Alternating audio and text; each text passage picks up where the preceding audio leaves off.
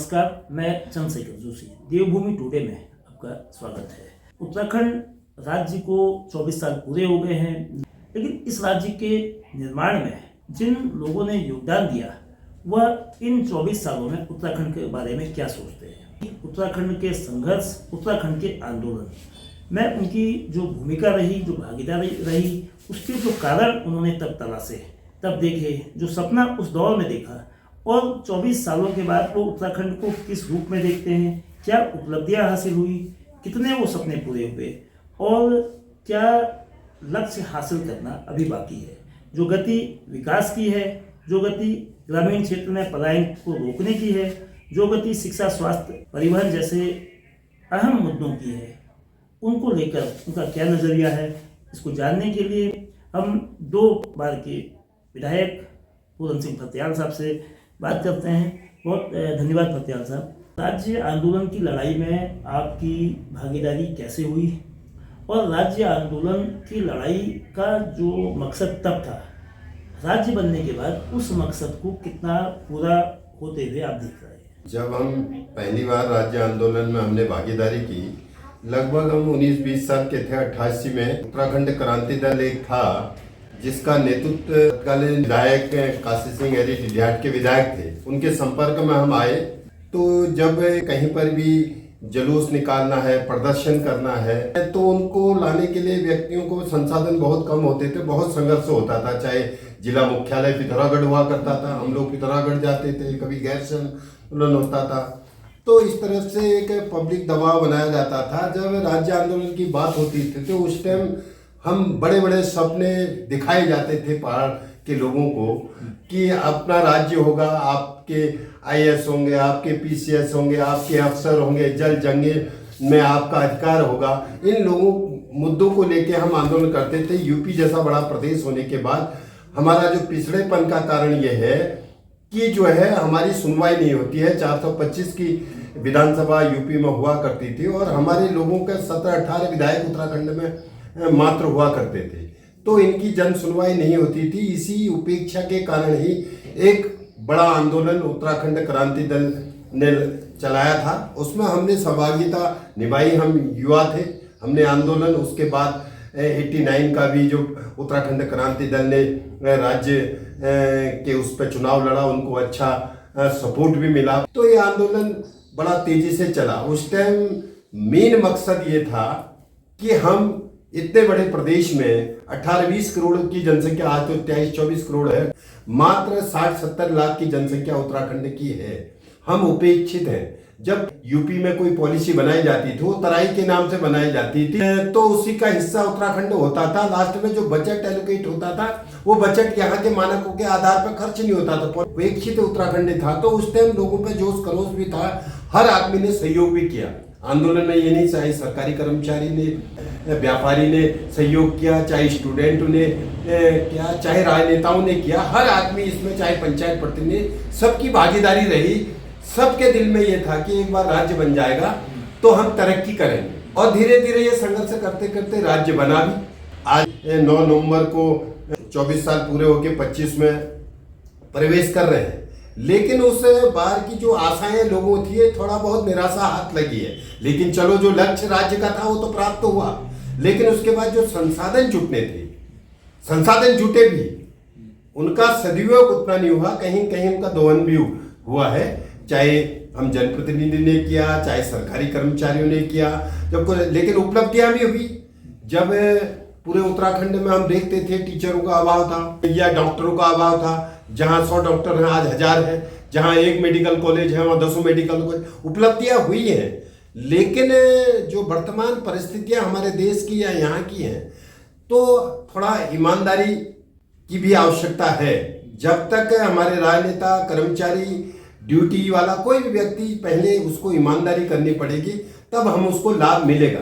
पैसा बहुत आया, कुछ लोग मालूम माल भी बने, कहीं शोषण भी हुआ है, संसाधन भी जुटे हैं, सड़कें बनी हैं, कॉलेज बने हैं, मेडिकल कॉलेज बने हैं, डिग्री कॉलेज जहां 10 नहीं हुआ करते सैकड़ों की तादाद में है, इंटर कॉलेज खुले हैं। गांव तक जब टाइम पे 20-30% में पहाड़ी भौगोलिक स्थिति ऐसी थी कि ट्रांसपोर्टेड नहीं था, लोगों को अप्रोच नहीं थी। आज लगभग 95% गांव में अप्रोच है, उसके फायदे हुए, लेकिन आज ईमानदारी की आवश्यकता है, ईमानदारी से काम करने की आवश्यकता है। आज हम अन्य पड़ोसी राज्यों से इसकी तुलना करते हैं, जैसे हिमाचल से। अब हिमाचल और हमारा बहुत अंतर है। हिमाचल लगभग 98% पहाड़ी राज्य है। हमारा जो है 3 तराई के जिले हैं, उसकी जनसंख्या हमारे पहाड़ से भी ज्यादा है। आज हमारे लिए सबसे संकट का विषय फिर आ रहा है, 2026 में परिसीमन होगा, तो वो जनसंख्या के आधार पर परिसीमन हो। हमारे नेता लोगों ने हमने ये बात रखी थी, जो हमारे विधायक हैं, सांसद हैं, इनने आने वाले परिसीमन में भौगोलिक स्थिति परिसीमन की मांग करनी चाहिए, क्योंकि अगर जनसंख्या के आधार पर करते हैं तो हर परिसीमन पे पहाड़ की सीटें घट रही हैं, प्लेन्स की बढ़ रही हैं। वही स्थिति होगी, हम उत्तर प्रदेश का जो था वही हाल होगा। हम नीचे नीचे घटते जाएंगे, तराई की जनसंख्या बढ़ रही है और वहां की सीटें बढ़, फिर एक असमानता फिर आएगी कि पहाड़ और प्लेन्स की। इसको भी आज कंट्रोल करने की समय रहते हमको चेतना होगा। 20 का जो परिसीमन होगा, इसमें हमारा जो भी आदमी लीडरशिप कर रहा है, नेता है, जनता ने इसके लिए संघर्ष करने की आज आवश्यकता है कि जो अगला परिसीमन हो हिमालयी राज्यों की परिप्रेक्ष्य में हो, न कि जो जनसंख्या के आधार पर उत्तराखंड का परिसीमन हो रहा ये न हो। ये जो है भौगोलिक स्थिति में हो, यहाँ के मानक अलग हो, तराई के अलग हो। तराई में जैसे कि 2 लाख की एक कॉन्स्टिट्यूंसी हो, तो पहाड़ में 50 की हो, चाहे अरुणाचल है, अन्य 20 30 40 हजार के, उस मानक में अगर यहाँ का प्रतिनिधित्व, कल के दिन यहाँ का प्रतिनिधित्व घटेगा तो यहाँ की ताकत घटेगी।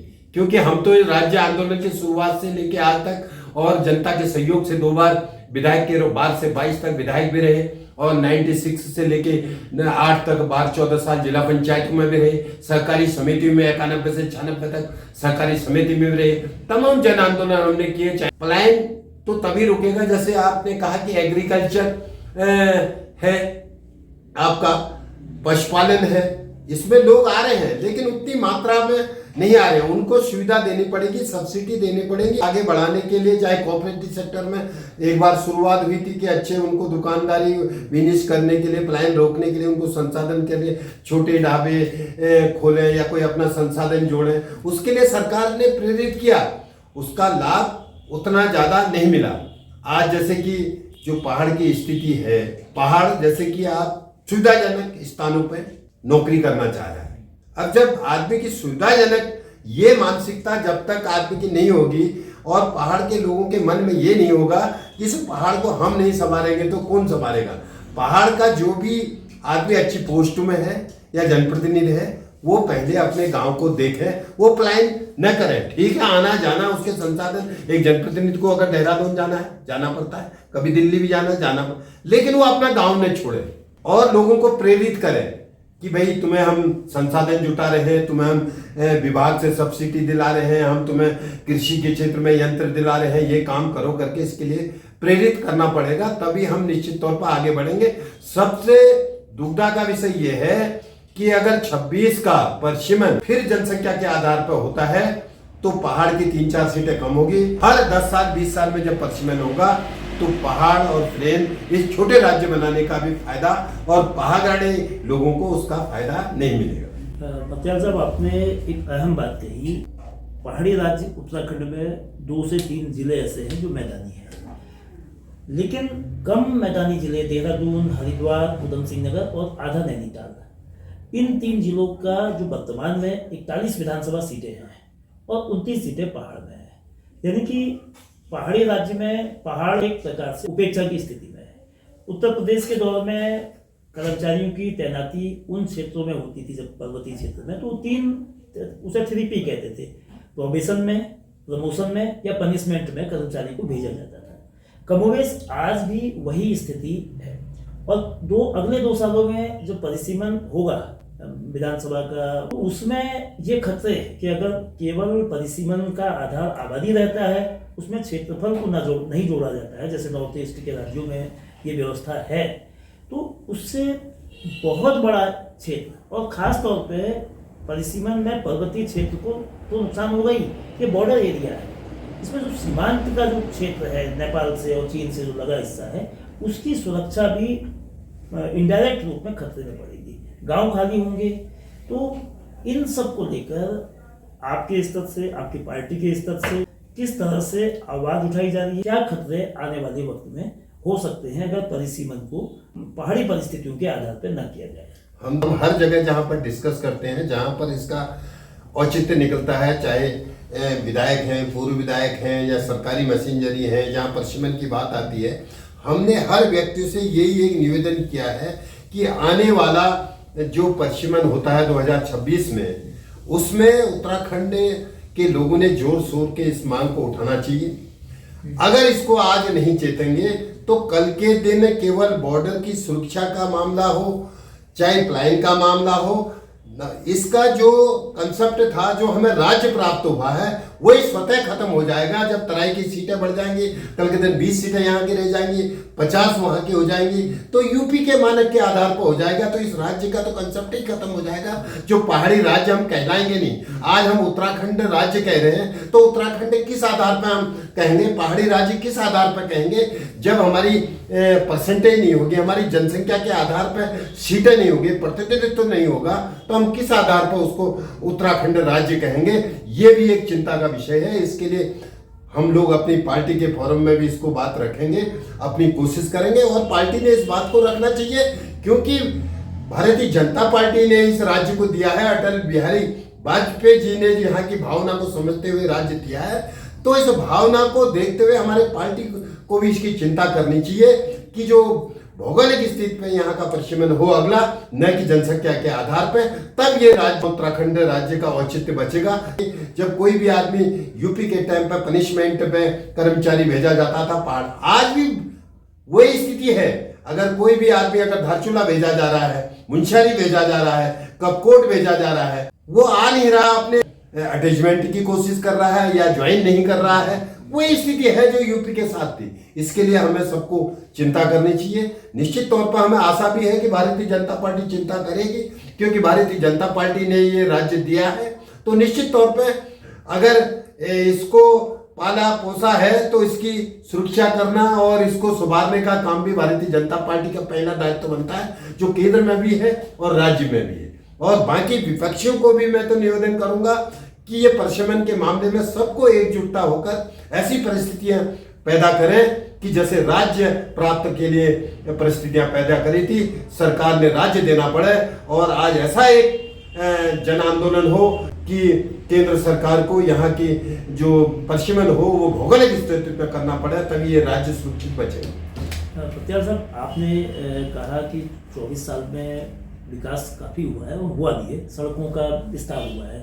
तकरीबन ज़्यादातर गाँव, जो 95% का आंकड़ा आपने दिया, वो ग्रामीण क्षेत्र सड़कों से जुड़े हैं। स्कूलों की संख्या भी बहुत बड़ी है, स्वास्थ्य केंद्र भी खुले हैं, लेकिन इन सब के बावजूद पलायन की गति भी तेज़ी से बढ़ी है। उन ग्रामीण क्षेत्रों में जहाँ फसलें लगा करती थी, सिंचाई की सुविधा बढ़ने के बावजूद जंगली जानवरों के आतंक और दूसरे कारणों से खेत बंजर और गांव खाली।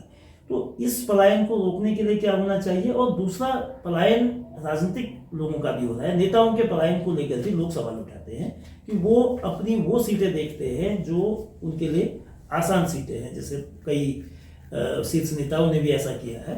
तो राजनीतिक पलायन और ग्रामीण पलायन, दोनों पलायनों को रोककर विकेंद्रित विकास के लिए क्या किया जाना चाहिए? सबसे पहले तो आपने ये क्वेश्चन बहुत अच्छा किया है। इसमें जब तक राजनीतिक प्लान नहीं रोका जाएगा, जिस आदमी ने विधानसभा में एक्ट बनाना है, पॉलिसी प्लान रोकना है, वो लोग अपना प्लान स्वतः रोके, चाहे विधायक हो, सांसद हो, मंत्री हो। आज पहाड़ का 90% जनप्रतिनिधि अपना खुद ही प्लान कर गया है। तो हम किस आधार पर लोगों को प्रेरित करें कि प्लान रोकें? उनके लिए पॉलिसी, जब तक वो प्लान अपने गांव में अगर एक सांसद बनता है, अगर जिस एरिया का है वहां रुकेगा, उसके आसपास में 10 लोग अच्छे रुकेंगे। एक अच्छा अधिकारी अगर कोई IAS होता वो अपने गांव में बराबर आएगा तो वहां अच्छे लोग रुकेंगे। जब अच्छे अच्छे लोग पलायन करके तराई की ओर जाएंगे तो पलायन पे बात करना बेमानी है। मैंने तो चुनाव के वक्त भी कहा था कि भाई कुछ सांसद यहाँ से बने, कुछ दूसरे बने। उनने पहला पलायन करा कि ये एरिया ही छोड़ दिया, और उनने मेरे खिलाफ मैं बयानबाजी भी उनके प्रवक्ताओं ने की थी, विधानसभा से पहले भी बात है। हम हैं, ठीक है, संसाधन है, देहरादून रहो, उस रहो, 10 दिन रहो, लेकिन आप कम से कम 70-80% तो अपने कॉन्स्टिट्यूंसी में जहां से आप निर्वाचित होते हैं, जहां तुम रात दिन आपके लोग रहते हैं, जिनसे आपके रात दिन संबंध रहते हैं, सामाजिक तौर पर है, इलाके को तो जनप्रतिनिधि ने नहीं छोड़ना चाहिए। जो संपन्न व्यक्ति अगर अपने क्षेत्र को नहीं छोड़ेगा, पलायन नहीं करेगा, तो निश्चित तौर पर पलायन पर अंकुश लगेगा। जब संपन्न आदमी ही पलायन कर जाएगा, जनप्रतिनिधि पलायन कर जाएगा, तो फिर संभव नहीं है कैसी भी पॉलिसी बना दे तो लोग देखा देखी, जो भी संपन्न होगा वो अच्छे स्थानों में जाता है। जब हमारा जनप्रतिनिधि, विधायक, सांसद केवल स्वास्थ्य शिक्षा के लिए पलायन कर रहा है, तो भाई वो अधिकार औरों को भी तो है। छोटा सा आदमी थोड़ा संपन्न हो जा रहा है, आर्थिक संपन्न हो रहा है, वो भी अपने बच्चों को पढ़ाने के लिए पलायन। इसके लिए तो एक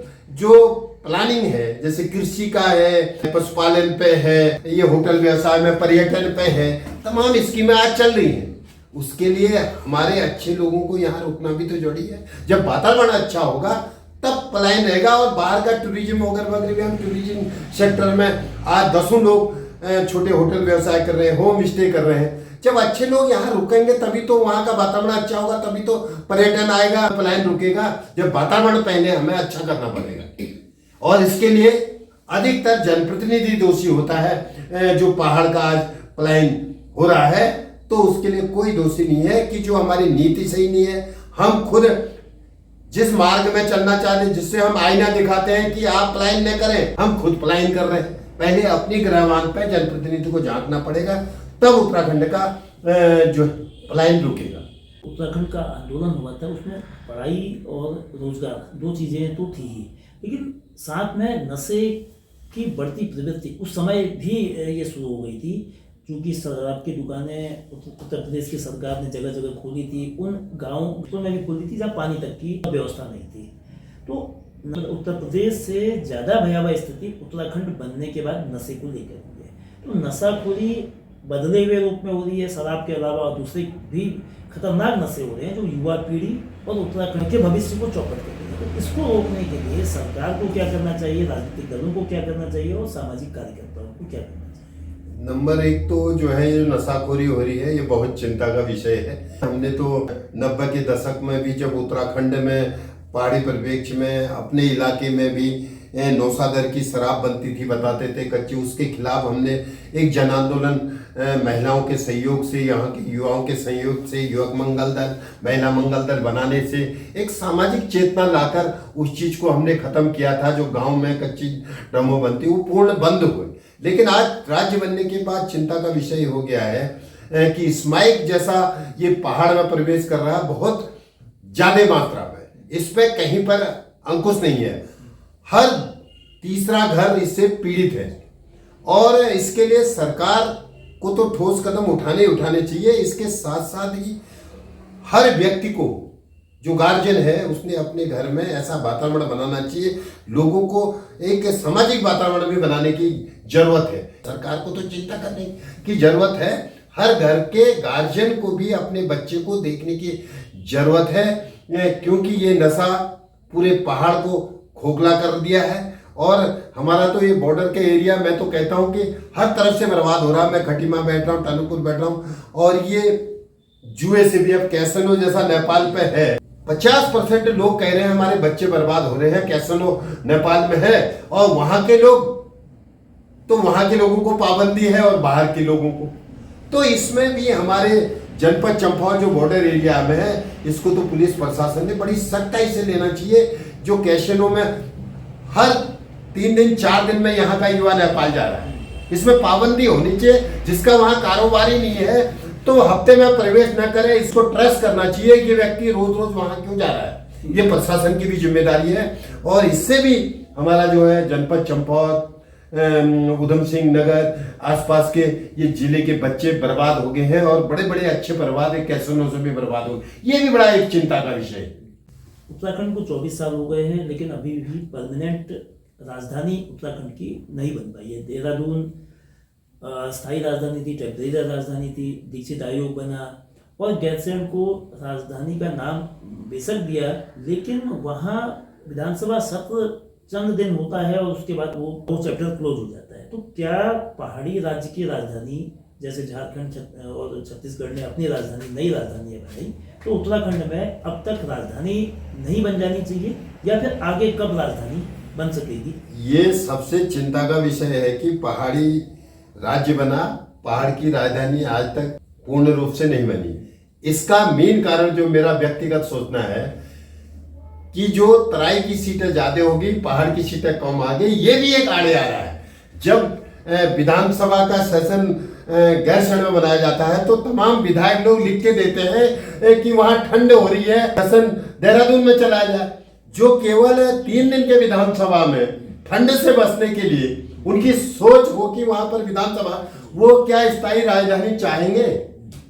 इसके लिए तो ये बहुत गंभीर मामला है, चिंता का विषय है। इसको तो जो सरकार के बड़े स्तर पर बैठे हैं मुखिया, इन लोगों ने एक इच्छा शक्ति जाग के इसका डिसीजन लेना चाहिए कि स्थायी राजधानी तत्काल बना देनी चाहिए गैरसैंण में। जो मेरा अपना व्यक्तिगत है, क्योंकि मैं एक आंदोलनकारी भी रहा स्टार्टिंग तौर से भी। अगर नहीं तो अगर ये 2-4 सालों 5 सालों में स्थायी राजधानी नहीं बनेगी, आने में 26 के परसिमन के बाद स्थायी राजधानी पहाड़ में बनना संभव नहीं है, क्योंकि आज 41 सीटें हैं, कल के दिन 50 सीटें तराई की हो जाएगी। ये बहुत चिंता का विषय होगा, पहाड़ का कंसेप्ट ही खत्म हो जाएगा। उत्तराखंड को 24 साल में जो विकास की गति है, जो विकास की दिशा है, जो उसने अब तक हासिल किया, और क्या ऐसा होना चाहिए जो नहीं हुआ है? रोजगार के क्षेत्र में, पढ़ाई के क्षेत्र में संख्या शिक्षण संस्थाओं की, अस्पतालों की बढ़ी है, लेकिन उनकी गुणवत्ता को लेकर सवाल है। चंपावत एक मॉडल डिस्ट्रिक्ट है, लेकिन इस मॉडल डिस्ट्रिक्ट में के सबसे बड़े अस्पताल आज की तारीख में भी है, कोई गायनोकोलॉजिस्ट नहीं है, और 1 साल से यहाँ बच्चों के डॉक्टर नहीं है। ऐसी ही स्थिति स्वास्थ्य के दूसरे केंद्रों में भी है। तो क्या ये गति, जो बेसिक फैसिलिटीज, जो बुनियादी सुविधाएं, जो जीवन रक्षा के लिए जरूरी होता है, उसको सुधारने के लिए और लोगों की आमदनी को बढ़ाने के लिए, रोजी रोटी को देने के लिए मतलब क्या किया जाना चाहिए, जो न केवल विकास हो, लोगों को फायदा भी हो? स्वास्थ्य का जो पहाड़ी जिलों में, हमारे उत्तराखंड के जो 5-7 जिले हैं, सभी जगह कमोबेश एक ही स्थिति है।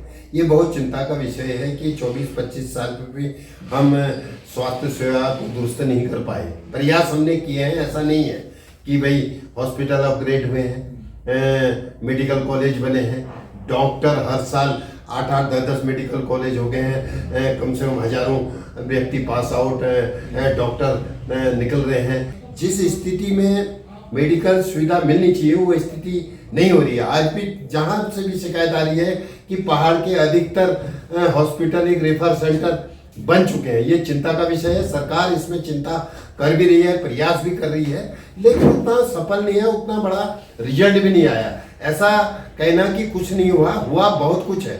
थोड़ा इच्छा शक्ति भी है कि भाई इनको कर्मचारियों को, डॉक्टरों को जहां पर तैनाती है तो उसका सेटलमेंट हमारे जनप्रतिनिधि करते हैं, और उनका मनोबल तभी बढ़ता है, आदमी ज्वाइन कर रहा है और छोड़ के चले जा रहा है, जबकि उसका एग्रीमेंट हो रहा है कि 5 साल दुरुस्त क्षेत्र में जब डॉक्टर को सर्टिफिकेट दिया जाता है, ज्वाइनिंग दी जाती है, तो 5 साल वो दुरुस्त क्षेत्र में सरकार के नियम है कि उसको नौकरी करना चाहिए, नहीं तो उसके इतने लाख रुपया उसको फीस जमा करनी पड़ेगी।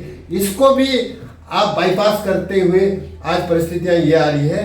तो सरकार ने इसमें जो कठोर कदम उठाने चाहिए, स्वास्थ्य मंत्री ने इसमें कठोर कदम उठाने चाहिए, ऐसे निर्णय लेने चाहिए कि जिसकी तैनाती जिस जगह की है वो वहां पर ईमानदारी से ड्यूटी करे, तब लोगों को लाभ मिलेगा। कहीं पर अपग्रेड कर दो, चाहे डॉक्टर भेज दो, डॉक्टर की उपलब्धि वहां नहीं रहेगी तो इसका फायदा नहीं मिलेगा। और सरकार की इच्छा शक्ति होनी चाहिए और इसमें सख्ताई करनी चाहिए, जबकि वर्तमान पर डॉक्टरों की संख्या बहुत ज्यादा बढ़ी है, लेकिन लोगों को फायदा उतना नहीं मिल पा रहा है। इसके लिए स्वास्थ्य विभाग को कठोर कदम उठाने चाहिए।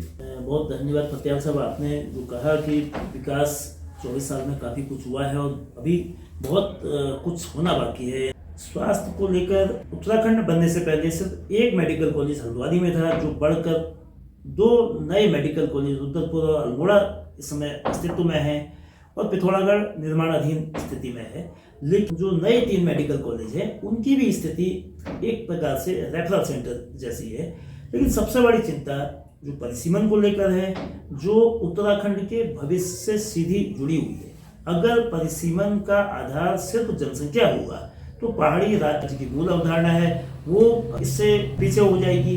साथ ही पर्वतीय क्षेत्र के पलायन को रोकना एक दिवा स्वप्न होगा।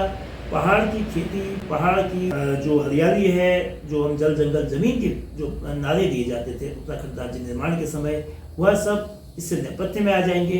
साथ ही सीमा से लगा क्षेत्र होने की वजह से पर्वतीय क्षेत्र मतलब इस प्रदेश की सुरक्षा पर भी उसका असर पड़ सकता है। इसलिए ये जरूरी है कि परिसीमन चूंकि पहाड़ के विकास के लिए और उत्तराखंड के समग्र विकास के लिए मैदान और पहाड़ के विकास में संतुलन आवश्यक है। अगर ऐसा होता है तो उत्तराखंड का आने वाला कल एक बेहतर दिशा में हो सकता है। इसके लिए तमाम प्रतिनिधियों को राजनीतिक लाइन से ऊपर उठकर न्यायसंगत दृष्टिकोण रखते हुए आगे अपनी बात को रखना होगा।